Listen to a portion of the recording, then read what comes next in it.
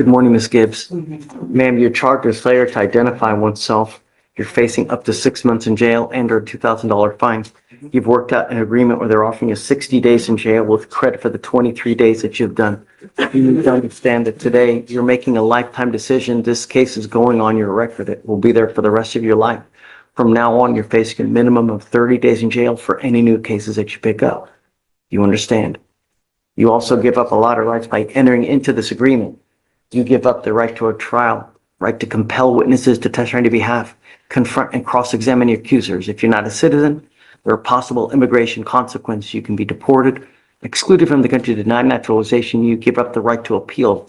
So you can never come back and complain and try to change this. Is this what you want to do? Yes, sir. How do you plead to the offense, man? Guilty or not guilty? I'm going to find you guilty. I'm going to sentence you to it. I'll roll your costs so you won't owe anything. Good luck to you. This moment carries more weight than many defendants realize. A guilty plea isn't just about today.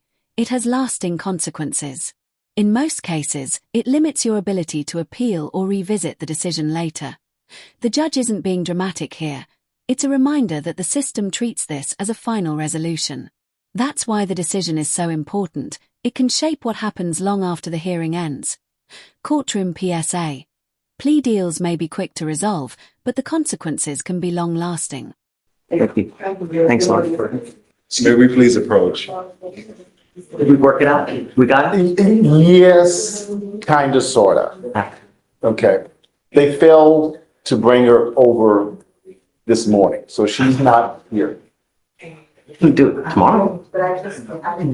Yes, except that I'm going to be in San Marcos tomorrow. Zoom. And I think that's going to be the solution to either You can Zoom. always Zoom. But let me share with you, I think, kind of where we are, if you don't Okay, mind. sure. I may need to approach. You had asked several questions when I was here before on the Gonzalez matter. Number one, the facility there is not going to be able to come and pick her up. Okay? They How do we won't pick up get her? So what has happened, if I can approach you? What she has done is they've already confirmed and booked her bus trip that leaves at 8:20. And they paid for these ahead of time to get there. And they also paid for the Uber to get her from the bus station directly to the facility. And this has already been prepaid. Okay? So it's gonna have to probably be modified now. But that's the only way. And we're supposed to trust her that she's going to actually do all this. Because she will understand what the consequences are. I would say yes. I mean, if she doesn't, she knows what the consequences will be. I don't think that I would hope that she would not. And I don't think they'd go to this expense to get this stuff in order to make sure that she does comply. But if she doesn't, we'll know soon enough.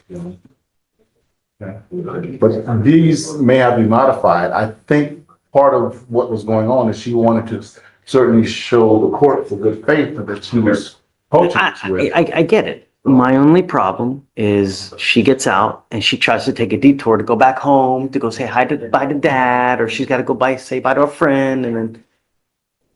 And I get that. I think that if you'll look at the date, it says that she's going to leave on Wednesday morning because we don't know what time she's going to be getting out of jail. The idea was she's going to be in court today and maybe get released sometime later this morning, Tuesday morning or something like that, and then be able to leave. We can have precise release instructions so we know exactly what time she gets out. Do we have that? We can do that. Is that something we can do? Yeah. I mean, if that's something we can do, then I guess we'll do that. We do it all. And so that's how we do it when we release people to go to, the Ed Emmett place or any other place. We say, okay, she gets released at 2 p.m. on this day, and to this person. Here, can we? I know that we can do it. It's possible. If. I think in this case, the facility that she's going to is in Grand Prairie, Right, Texas. it's in Grand Prairie, Texas. That's true. I don't believe anybody from Grand Prairie will come and pick No, her up. they've indicated they cannot, don't have the capability of doing that. They said we can't pick her up, and this is from Charles Cato, the CHGO, who is the admissions navigator for the American Addiction Center. He says we can't pick her up from jail and What's that document that lawyers have Who has it? Anna, do you have one of those, do you have that document, the releasing document that you use? Perhaps you could share one with us, Absolutely. Give me just. with Mr. Knowles? I can, I'm gonna have them share it with you, and we can say time that we want her released. So we can say, guys, release her at this time, and we can also do a directive so that she's released at like 7 in the morning, so that she can make it to this bus. So do you have an Uber that'll take her from here to the jail to this bus stop? How is she gonna make it to the bus? Because this bus stop all the way to Harrisburg, that's far. The idea, I think, Judge, was that her family was gonna pick up and take her to the bus stop. And then the Uber here, the reservation for the Uber that's been paid for, takes her from This, there Mr. to Knowles, I, to the greenhouse eviction center here, is what this Uber was. So from the bus stop in Dallas or Grand Prairie, wherever the nearest point is there, that she's going to gets her there. That's what this represents. it's just, Judge, I understand, I respect the risk that we may be taking, but I think that her understanding the consequences, the repercussions that could occur. have you spoken to anyone that's gonna pick her up here? Do we know? To any family members that are I really, spoke to her daughter, which is who I haven't been in contact with, and that's who we intended to be picking her up. Yeah. so we need to have like a deadline, I guess, check-in date, so to speak, where she must be checked in by, so the bus arrives in Dallas at 1:10. What time is that for the Uber you have there, Ms. Knowles? The Uber, this pickup is gonna be the Greyhound bus Right. stop on Lamar. Drop off at It's a drop 2:20 off at PM. 2:20 PM, it looks like. Okay, so we need to verify by like 2:45. Okay. Wednesday, she's checked in. If she is not checked in by 2:45, Wednesday, a warrant issues. And I'm telling you now, I don't care what excuse that she has. Notice the clock tightening here. Courts rely heavily on deadlines because deadlines are tied directly to accountability. It's not just procedure, it's enforceability. Once a time is formally recorded, it becomes binding on the process. Missing it isn't just a delay. It changes how the court views intent versus compliance. At that point, what matters most is whether the required action was completed on time, not what was intended. I'm telling you, because there's just so many hiccups with this that could happen, and I'm trusting you that it's gonna happen. I'm not gonna take excuses, right? If she's not checked in by 2:45, warrant issues. Right?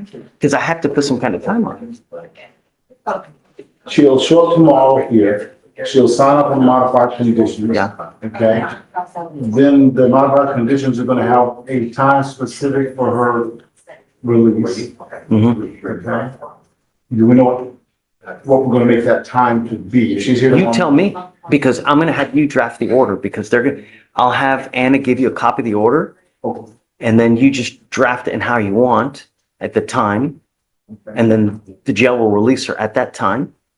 And then hopefully the family will be there waiting for her to take her right to the bus stop, and she gets right on the bus to go. So you tell me what time. We could do it 7 in the morning, because that bus trip is what, 8:20? So theoretically, maybe 7:30, we have her taken out of the jail, and the family picks up at 7:30, and then they take her to the bus Goes to stop. the Greyhound and then goes and picks that up there on Wednesday morning. Yeah. Should we put a monitor on her ankle so we know where she is? I don't think she's gonna have time to do it. Because with probation, I don't have like Prior to release, do you think we only think, I don't think I can do that. I can try.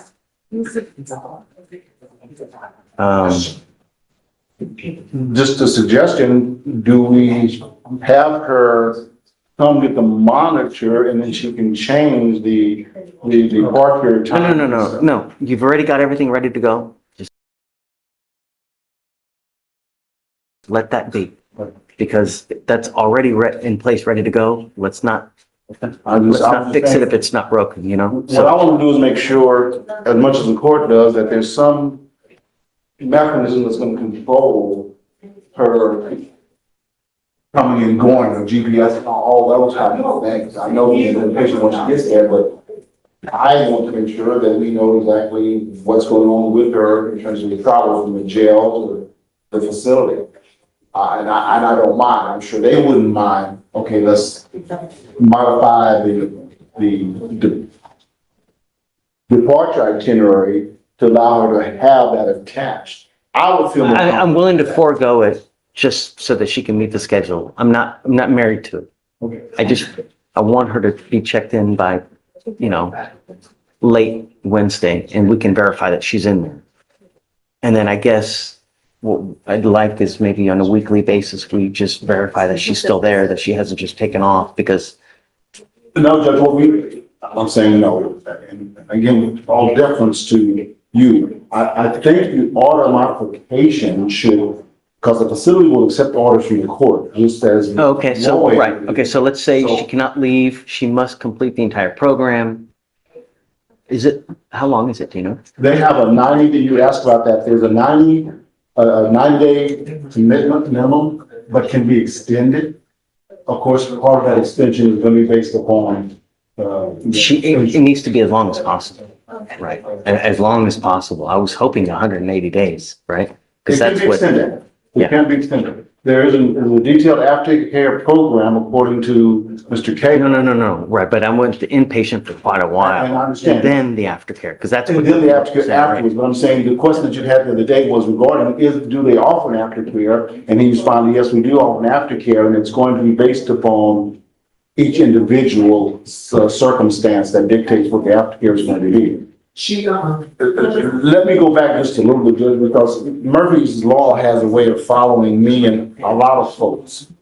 The fact that she doesn't get there till 2:20 and it's 2:45 to check in, that bus is gonna have a flat.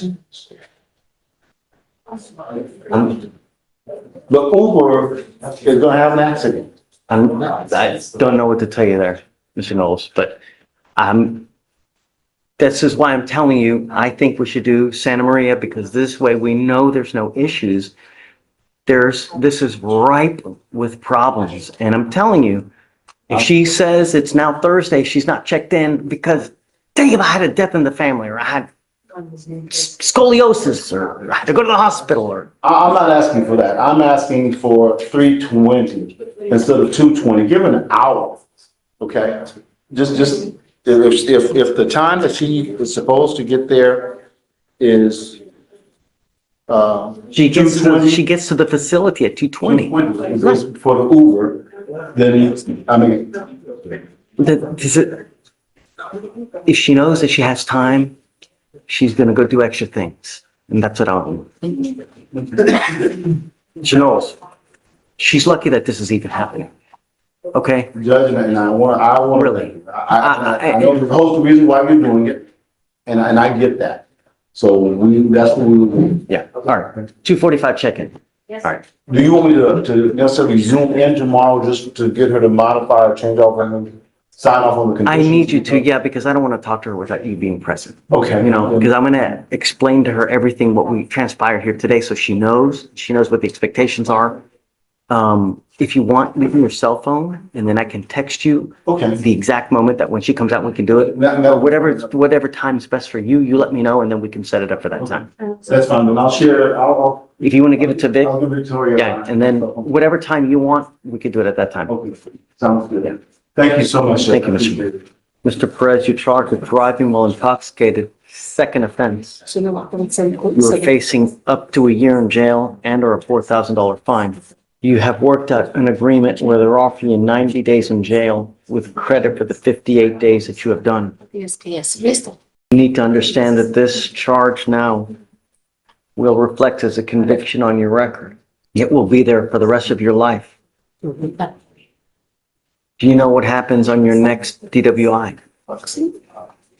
Delito de conduciendo bajo el seco. ¿Sabes lo que te va a pasar? Take a guess. ¿Me pueden tener mucho tiempo aquí? They can have me here for a long time. Want to take a guess how much?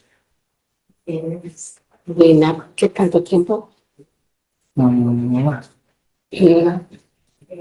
From now on, if you ever pick up a DWI, you will be looking at a felony offense, and you will be facing a minimum of 2 years in prison, a maximum of 10 years in prison. Yes. En la primera. And you don't have to be stupid, falling down, pig-ass drunk to pick up another DWI.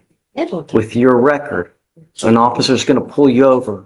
The mere smell will probably be enough for them to charge you with a felony offense. So if I were you, you have a sip of a beer, I wouldn't get into a car because it's a huge risk that you're taking. Not to mention, every single time you will get hit with an immigration detainer, just like now. So if there's family that depends on you, I would probably think about them.